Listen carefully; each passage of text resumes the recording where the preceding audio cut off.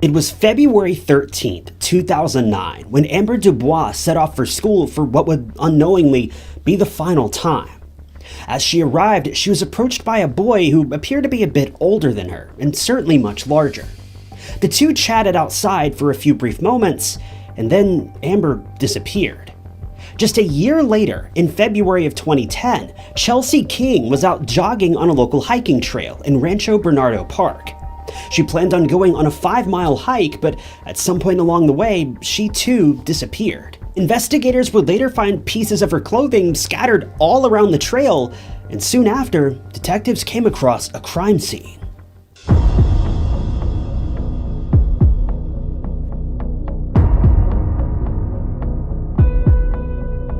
As a quick side note from today's story, did you know that your personal data is actually being sold online by data brokers right now? I believe we all have the right to keep our data private and protected, and that's where Delete Me comes in. Delete Me is a service I trust to remove all my personal data from the internet with the simple push of a button. Delete Me's proprietary system and team of experts will review hundreds of data broker websites and remove information about you and your relatives, such as name, age, address, email, phone number, photos, social media links, almost literally everything. After your first 7 days of joining Delete Me, you'll receive a personalized privacy report, detailing all the various places where Delete Me has found your info and what they'll do to get it removed. Personally, my favorite aspect of Delete Me is that I'm getting far fewer robocalls and scam calls since signing up. They've removed my phone number from so many databases and it shows. I used to get 4 or 5 calls a day, and now I'd be surprised to get more than 1 or 2 in an entire month. I'll admit I was pretty skeptical about the service at first, but I can tell you firsthand that it works, and it works well. I've been using Delete Me for several months now, and the results couldn't be better. You can join Delete Me right now using my 20% off discount code TIE20, or by clicking the link in the description. That's discount code TIE20, or by clicking the link in the description. Give it a try for yourself and let me know how it works out for you. I think you'll be impressed. Thanks to Delete Me for sponsoring today's video. Today's story involves 3 victims in total, but we'll specifically be focusing on the 2 victims that led to the criminal's eventual conviction. And remember, if you guys know of any strange or interesting cases that you'd like me to cover, be sure to leave your suggestions in the comments. I'm always looking for new stories, and most of these cases come from you guys. But with that said, let's begin the story of Amber Dubois. Amber Dubois was a very interesting girl. She was just 14 years old in 2009. But she had already made up her mind about what she wanted to do for the rest of her life. Like many young girls her age, Amber had a loving interest in animals and wildlife. She'd spent a lot of her life infatuated by farm animals, and she'd always speak to her mother about her dreams of owning a few animals of her own one day. See, Amber was a very academic young girl.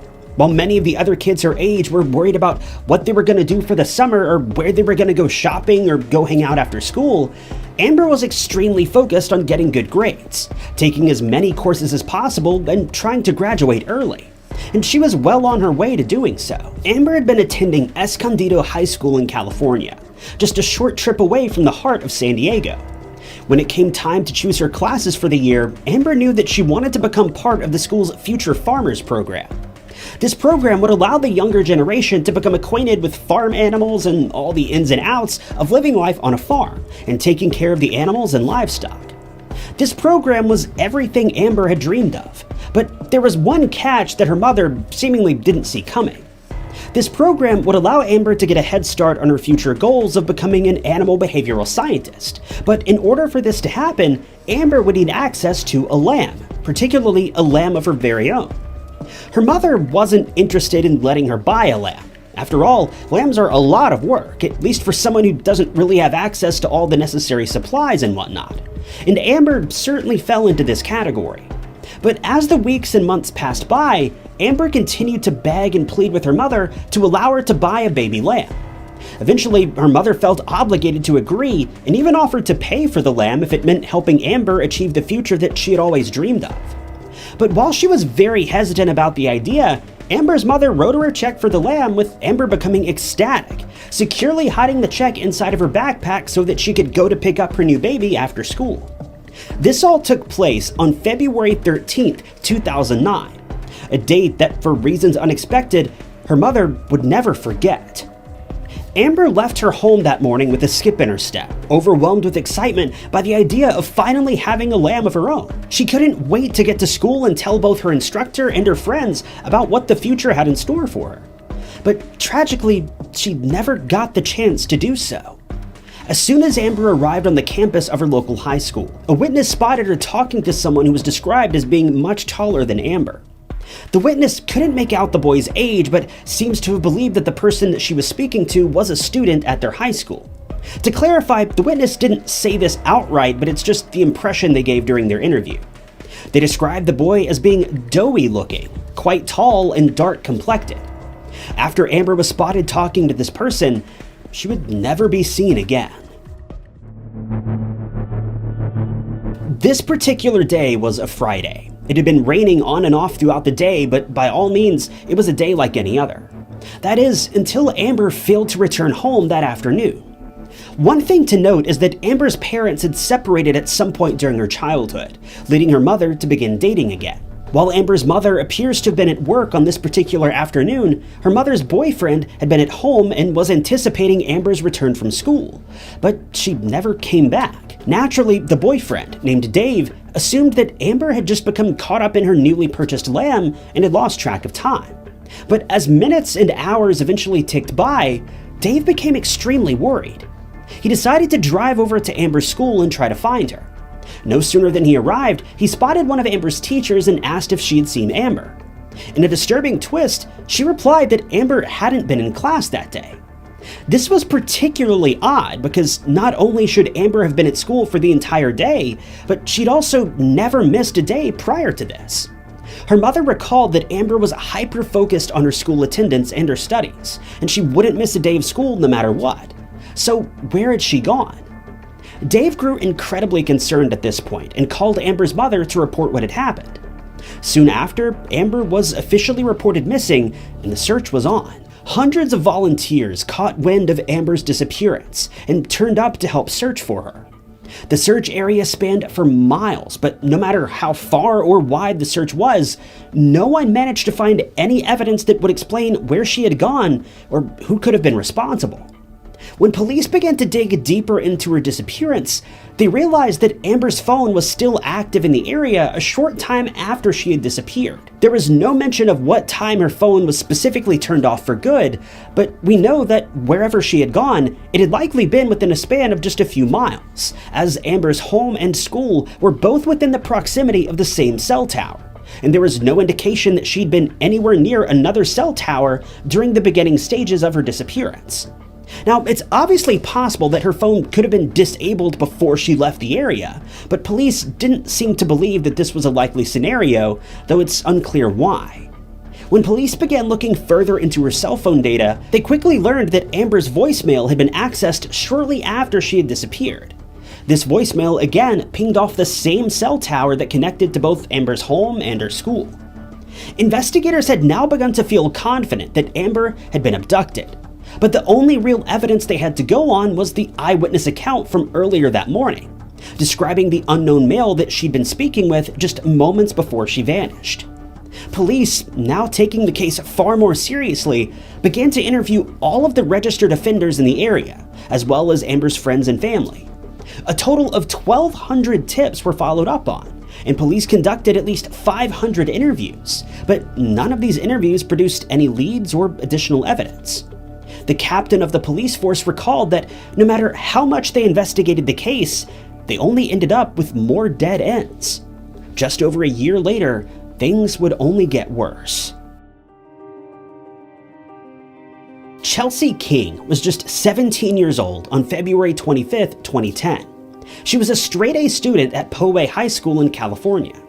Much like Amber, Chelsea lived just a few miles from the heart of San Diego. Chelsea was also a girl who took her schoolwork very seriously. Outside of her usual classes, she was a member of the school's cross-country team and would spend a couple hours each day training, running, and hiking. One particular trail that she often visited was in the Rancho Bernardo Community Park. The trek would have taken her about 5 miles from beginning to end, and it was a trail that her family said that she would take time and time again, a trail she knew like the back of her hand. Chelsea had spent her last few months researching more than 100 colleges. Considering she had excellent grades and a remarkable work ethic, she'd been accepted into a few of these schools already, but it seems as though she was trying to decide between the University of Washington and the University of British Columbia. But unfortunately, she wouldn't attend either of these schools. That's because after she was out hiking her favorite trail at Rancho Bernardo one day, she wouldn't return home. It was February 25th, 2010, almost exactly a year after the devastating disappearance of Amber Dubois. Chelsea had been following her typical 5-mile route, with her parents expecting her home at her usual time. But that time came and went with no signs of Chelsea. Chelsea's family and friends searched all over the park for any sign of her, but there was simply no trace of her. Before long, the police were called in to investigate. The police worked alongside a group of countless volunteers. With their combined efforts, they began to make a bit of progress in Chelsea's case, but it wasn't the progress that they had hoped for. Rather than finding evidence that Chelsea was alive and well, all of their discoveries proved the exact opposite. First, volunteers came across one of Chelsea's socks, found about 2 miles away from where she had parked her car. But then came the most shocking evidence of all.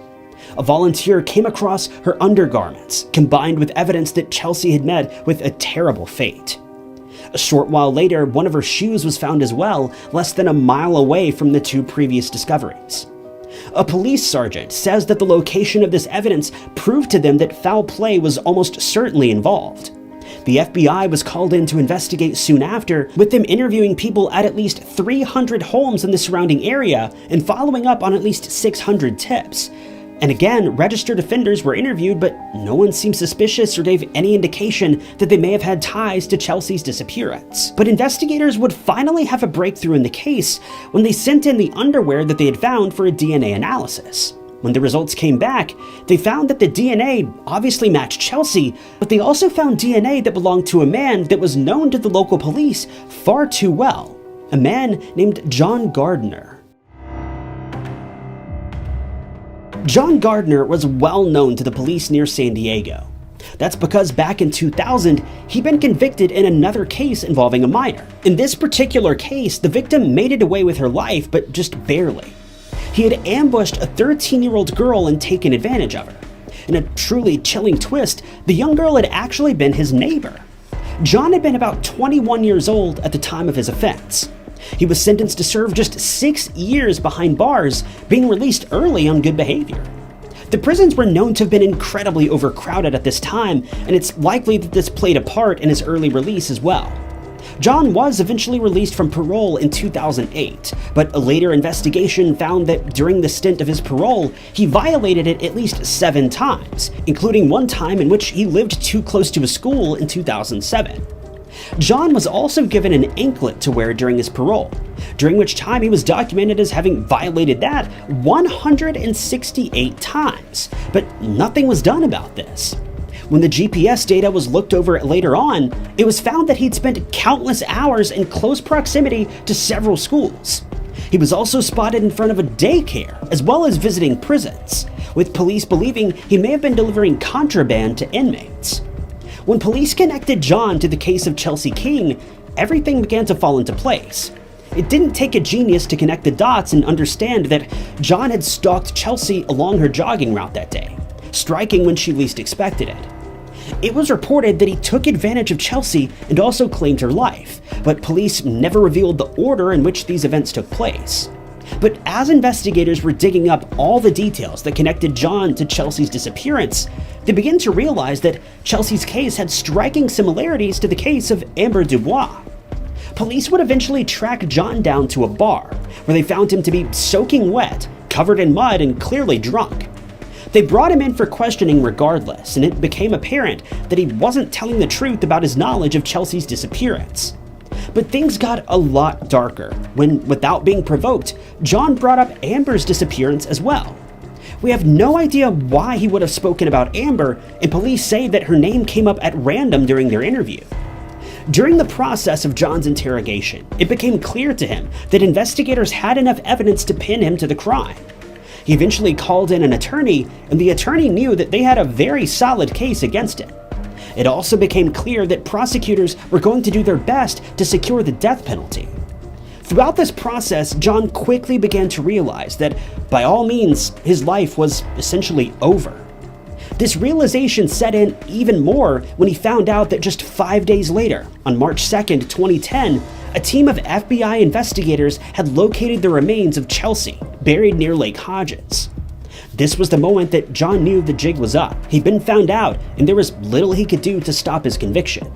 Unless he got crafty. Investigators obviously had enough evidence to pin him to the case of Chelsea King, with the DNA match on Chelsea's clothing being the most crucial piece of this. But the evidence connecting him to the disappearance of Amber Dubois was trivial at best. They believed her case had many similarities to the case of Chelsea, but they had virtually no evidence tying him to her disappearance. Just because he mentioned her name in an interview doesn't prove he was guilty. It just proves he watched the local news back in early 2009. But that's when investigators came up with a plan. As mentioned, John was staring down the barrel of capital punishment, but they offered him a plea bargain that he couldn't afford to refuse.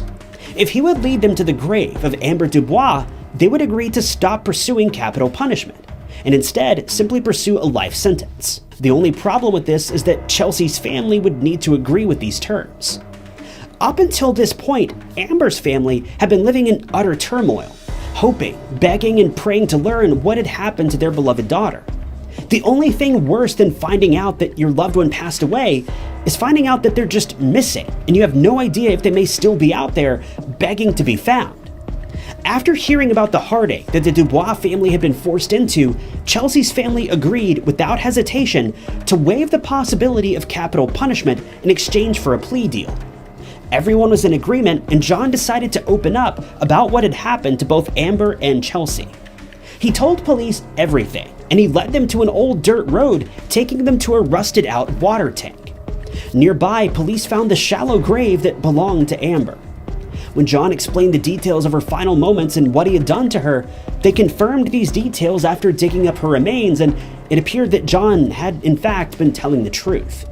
He was later convicted and given 2 life sentences, one for each of the girls, as well as an additional 25 years for assault and an additional 24 years for other convictions. Needless to say, John Gardner will never be leaving prison again. But one of the headlines and comments that I continually see in regards to this case is that the system somehow failed these 2 girls. Now, I'll admit, at first, I didn't understand what these people were talking about. After all, the criminal was caught and put away for life 2 times over. The system worked as well as it ever has. Now, I'm often the first one to criticize law enforcement when they make ridiculous mistakes, but this is a prime example of an investigation firing on all cylinders and putting a killer behind bars. But there is a bigger problem here. If John hadn't been released from prison in the first place, or maybe if he'd at least served a longer, more beneficial sentence, these girls may still be here. After all, the whole point of being put behind bars is to be rehabilitated and learn from your mistakes, but that didn't happen with John. If you remember, John was arrested back in 2000 for what he did to the 13-year-old girl. That girl's life was changed forever in the blink of an eye.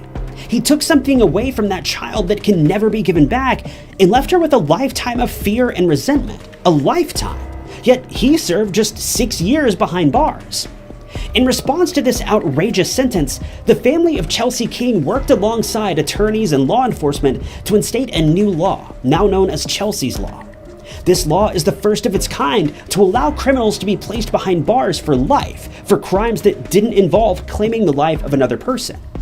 If John had been given the proper punishment for his crime against the 13-year-old girl all those years ago, both Chelsea and Amber would likely still be here. To top this off, if investigators had done something about the 168 violations of parole that John committed, these girls would still be here. If they'd arrested him when he was found stalking a children's daycare, these girls would still be here. If they had arrested him for moving to a home that was within walking distance of a school, well, you get the point. The most important thing is that John Gardner is now locked behind bars, where he will remain for the rest of his days. But I can't help but shake the feeling that if police had actually done something about this man years prior, then the King and Dubois families may still be sharing holidays with their beloved daughters.